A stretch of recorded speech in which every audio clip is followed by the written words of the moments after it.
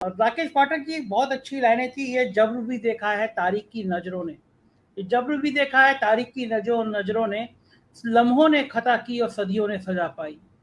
संजय जी, आपने जो शेर पढ़ा मुजफ्फर रजमी साहब का है, उससे पहले एक और शेर है, इस राज को क्या जाने साहिल के तमाशाई, हम डूब के समझे हैं दरिया तेरी गहराई, ये जब्र भी देखा है तारीख की नजरों ने, लम्हों ने खता की थी सदियों ने सजा पाई।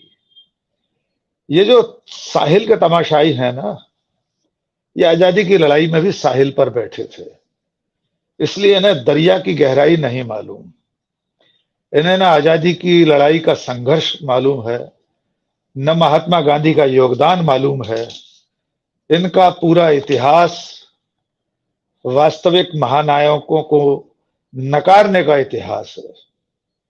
जब देश आजादी की लड़ाई लड़ रहा था तब ये अंग्रेजों के साथ खड़े थे, देश आजाद हो गया तो गांधी की हत्या कर दी, और आज भी गांधी के विचार की हत्या करने के लिए कोई दिन ये बाकी नहीं छोड़ते। 30 जनवरी 2 अक्टूबर तो अब अपवाद हो गए हैं संजय जी, जिस दिन गॉड से अमर रहे ट्रेंड कराया जाता है।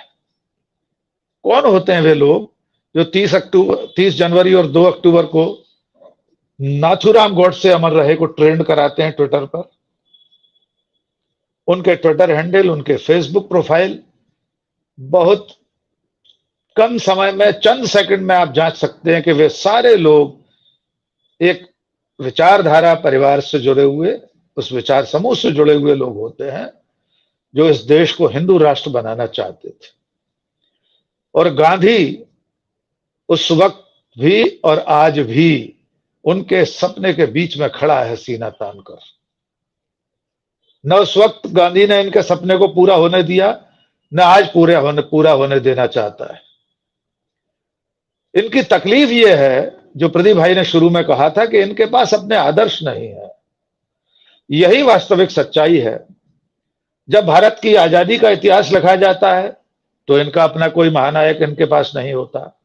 आजादी के बाद राष्ट्र निर्माण का जब इतिहास लिखा जाएगा 70-75 साल का, ये कितना भी उसे गरिया लें, लेकिन 1947 से लेकर आज तक पंडित जवाहरलाल नेहरू, इंदिरा गांधी, राजीव गांधी, और मैं तो कहता हूं उनके अपने विचार परिवार के प्रधानमंत्रियों के इतिहास को कहां से ये शून्य कर देंगे।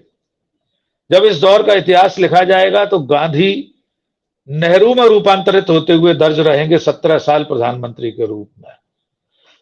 इसलिए जब बच्चों की किताबों में, जैसा कि लक्ष्मण जी कह रहे थे, कि आने वाली पीढ़ियों को बर्बाद करने के लिए पाठ्यक्रम बदला जा रहा है, उसमें से गांधी को मिटाया जा रहा है। और मिटाना क्या चाहते हैं? जो आपने अपने इंट्रो में बताया, नंबर 1 कि महात्मा गांधी हिंदू मुस्लिम एकता के पैरोकार थे। इससे कट्टरपंथी एक तबके ने उकसकर गांधी की हत्या कर दी। ये इसलिए मिटाना चाहते हैं कि इनको हिंदू मुस्लिम एकता स्वीकार नहीं है। तो किताबों में ये क्यों लिखा जाए कि गांधी हिंदू मुस्लिम एकता के पक्षधर थे? दूसरी बात हटाई गई है किताबों में से कि आरएसएस पर प्रतिबंध लगाता गांधी की हत्या के बाद।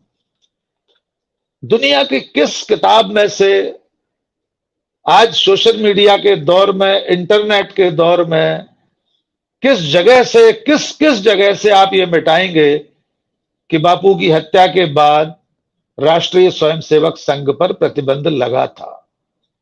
इस सच्चाई को आप कैसे मिटा देंगे? कहां से इरेज करेंगे, कहां से डिलीट करेंगे? तो इसलिए जो नौनिहाल, जो नवांकुर स्कूल में पढ़ रहे होंगे, उनके दिमागों में शुरू से यह बिठा दिया जाए कि आरएसएस नाम के किसी संगठन पर कोई प्रतिबंध लगाता, इस ऐतिहासिक तथ्य को उसमें से मिटा दिया जाए। गॉडसे पुणे का एक ब्राह्मण था, यह हटा दिया गया है क्योंकि ब्राह्मणवादी सोच है इनका। हिंदू राष्ट्र के पीछे जो मूल विचार है उसमें ब्राह्मण सिर्फ शर्मा, पाठक, तिवारी से आशय नहीं है। इनका सोच उसी ब्राह्मणवादी व्यवस्था के साथ उससे प्रेरित है जो मनुवाद की तरफ ले जाता है, मनुस्मृति वाली व्यवस्था को लागू करता है। और संघ का जो मूल विचार था शुरू में, उसने संविधान को स्वीकार नहीं किया था, उसने तिरंगे को स्वीकार नहीं किया था। सब कुछ लिखित है, सब कुछ लिखित प्रमाणों के साथ मौजूद है। ये डॉक्टर राकेश पाठक का, मेरा, आपका, किसी का आरोप नहीं है कि इन्हें संविधान स्वीकार नहीं था। अब आते हैं गांधी की हत्या पर। ये मेरे हाथ में किताब है तुषार गांधी की, लेट अस किल गांधी, गांधी हत्या, षड्यंत्र और हत्यारे। ये जिस व्यक्ति को गांधी की जगह स्थापित करना चाहते हैं, विनायक दामोदर सावरकर। अभी लक्ष्मण भाई ने कहा कि अपनी ही किताब गुमनाम छद्म नाम से अपने ऊपर लिखी गई किताब में सावरकर ने खुद को वीर लिख लिया था। वो सब सिद्ध है कि वो किताब उन्होंने खुद लिखी थी, किसी और ने नहीं लिखी। तुषार गांधी की इस किताब में पृष्ठ क्रमांक 65 पर जो लिखा है, मैं पढ़कर सुनाना चाहता हूं। संजय जी अनुमति दीजिए। बताइए। बंबई हिंदू महासभा के सर्वोच्च नेता विनायक दामोदर सावरकर का घर था। वह व्यक्ति जिसने अपने समर्थकों में गांधी के प्रति घृणा भरी थी, गांधी की हत्या की योजना और उन्हें मारने के कई असफल प्रयास जो पूना के ब्राह्मणों और आप्टे गॉडसे गिरोह द्वारा किए गए थे, वे सभी सावरकर द्वारा समर्थित थे। तुषार गांधी की किताब, गांधी जी के प्रपौत्र। संयोग से मैं इस बात का गुनहगार हूं कि मेरे ग्वालियर से वो पिस्तौल गई थी जिसकी गोलियां हमारे बापू के सीने पर गई थी। इसका भी इसमें जिक्र है पूरा। गॉडसे रवाना होने से पहले, इस हत्याकांड पर प्रस्थान करने से पहले, सावरकर से मिलने गया था उनके घर पर। यह अशोक पांडे की किताब है, उसने गांधी को क्यों मारा, अशोक कुमार पांडे। कपूर आयोग और सावरकर, इसमें पूरा एक अध्याय है। बहुत स्पष्ट इसमें दर्ज है कि गॉडसे की भूमिका, गॉडसे से उसका मिलना।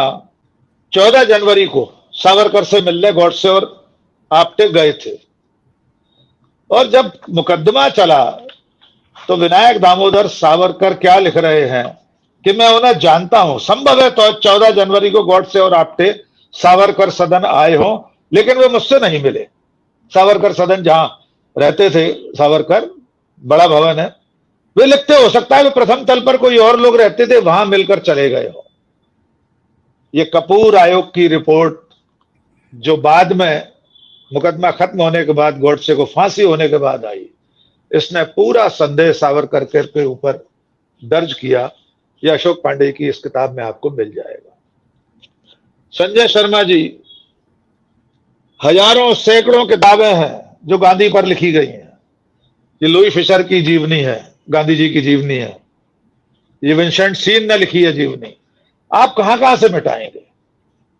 ईसा मसीह के बाद इस दुनिया में, इस धरती पर, मानवता के इतिहास में सबसे ज्यादा सामग्री अगर किसी पर लिखी गई है, प्रकाशित हुई है, तो उस व्यक्ति का नाम है मोहनदास करमचंद गांधी। और गांधी की हत्या करने वाले अंग्रेज नहीं थे, गांधी की हत्या करने वाले हम थे। इस भारत का एक नागरिक था नाथूराम गॉडसे। इसीलिए लॉर्ड माउंटबेटन ने गांधी की हत्या पर कहा था कि ब्रिटिश हुकूमत काल पर्यंत इस कलंक से बच गई, क्योंकि आपकी हत्या आपकी ही धरती पर, आपके ही लोगों द्वारा, आपके ही राज्य में हुई है। कोई कौम इतनी कृतज्ञ कैसे हो सकती है कि अपने पिता तुल्य मार्गदर्शक का सीना गोलियों से छलनी कर दे? ऐसा तो बर्बर कबीलों में भी, मानव भक्षी कबीलों में भी नहीं होता। ये माउंटबेटन के शब्द थे। उस गांधी को किताबों में से, क्रमों में से हटाकर अगर वे ये सोचते हैं कि वे कामयाब हो जाएंगे, तो उन्हें बहुत बड़ी गलतफहमी है। गांधी विश्व मानव थे, वे दुनिया के हर कोने में मौजूद हैं। और जो लोग गांधी का नाम किताबों में से मिटाना चाहते हैं, उनके अपने राजनीतिक मुखिया, इस देश के मुखिया, देश के प्रधानमंत्री नरेंद्र दामोदर दास मोदी 30 जनवरी और 2 अक्टूबर को राजघाट पर 90 डिग्री झुककर प्रणाम करते हैं गांधी को। ये एनसीईआरटी जिस सत्ता के अधीन है, उस सत्ता का सर्वोच्च सेनापति दुनिया के जिस कोने में जाता है, वहां गांधी खड़े हुए मिलते हैं दरवाजे पर। जब एयरपोर्ट से बाहर निकलता है इस देश का प्रधानमंत्री, तो गांधी लाठी टेके हुए किसी चौराहे पर या लंदन की संसद भवन के सामने खड़ा मिलता है। और वहां जाकर भी वे भूले से नहीं कहते कि वे गोलवलकर के देश से आए हैं, वे भूले से नहीं कहते कि वे हेडगेवार के देश से आए हैं, वे कभी नहीं कहते कि वे विनायक दामोदर सावरकर के देश से आए हैं। वे कहते हैं मैं गांधी के देश से आया हूं। और वहां जाकर भी गांधी की मूर्ति को प्रणाम करते हैं और यहां आकर किताबों में से गांधी का नाम मिटाना चाहते हैं। और अंत में मैं इतना कहना चाहता हूं संजय जी, जर्मन दार्शनिक हीगेल का एक कोटेशन है कि इतिहास की सबसे बड़ी सीख यही है कि इतिहास से कोई कुछ नहीं सीखता। ये संघ परिवार और सत्ता में बैठे लोग इतिहास से कुछ भी सीखना नहीं चाहते। मुगलों को इतिहास से मिटाने के मुद्दे पर हम नहीं जाना चाहते, क्योंकि आज का आपका मुद्दा गांधी को किताबों में से हटाने का है। उस पर हम किसी और डिबेट में बात करेंगे। लेकिन मुगलों को हटाकर भी भारत का इतिहास पूरा नहीं हो सकता। मुगलों के बिना आप राणा प्रताप और छत्रपति शिवाजी महाराज के शौर्य का गौरवगान कैसे करेंगे? कैसे लिखेंगे हल्दी घाटी में राणा प्रताप किससे लड़े थे, किसके दांत खट्टे किए थे? कैसे इतिहास में ये लिखेंगे कि छत्रपति शिवाजी महाराज ने अपनी गुरिल्ला युद्ध पद्धति से औरंगजेब के छक्के छुड़ा दिए थे? इतिहास मुगलों के बिना कभी पूरा नहीं हो सकता इस देश का। और गांधी के बिना तो भारत की कल्पना नहीं हो सकती, इतिहास तो छोड़िए।